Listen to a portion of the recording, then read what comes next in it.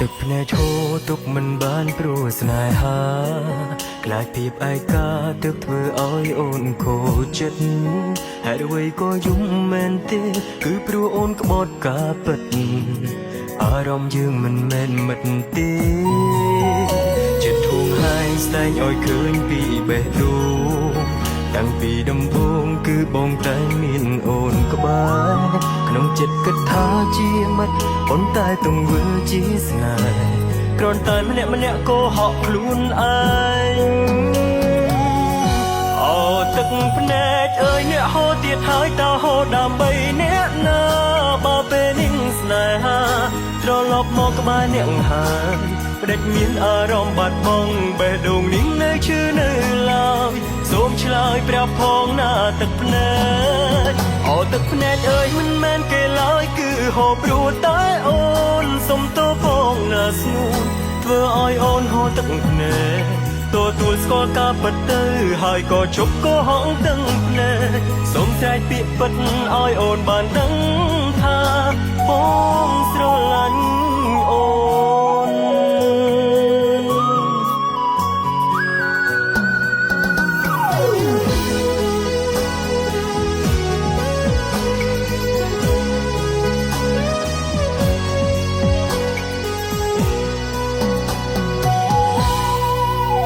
ទឹកភ្នែកឈោទុកមិនបានព្រោះស្នេហាក្លាយភាពឯកាទើបធ្វើឲ្យអូនខូចចិត្ត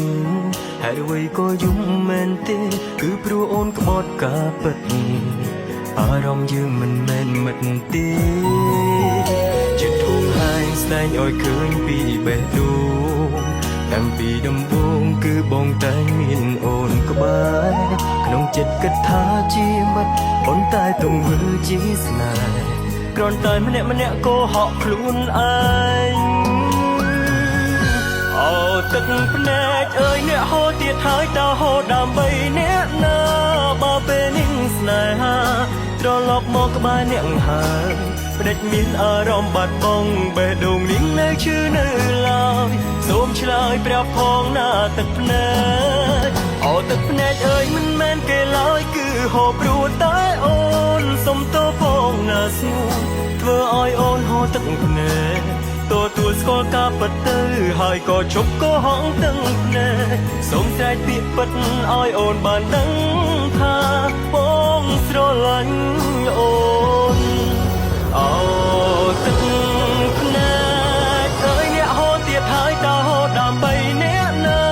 បើពេលនេះស្នេហាត្រឡប់មកក្បែរអ្នកហើយផ្ដេចមានអារម្មណ៍បាត់បង់បេះដូងនេះនៅឈឺនៅឡើយសូមឆ្លើយប្រាប់ផងណាទឹកភ្នែ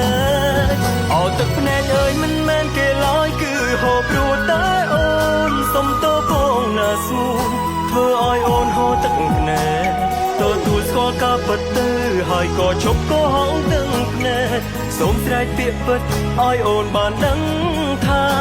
បងស្រឡាញ់អូន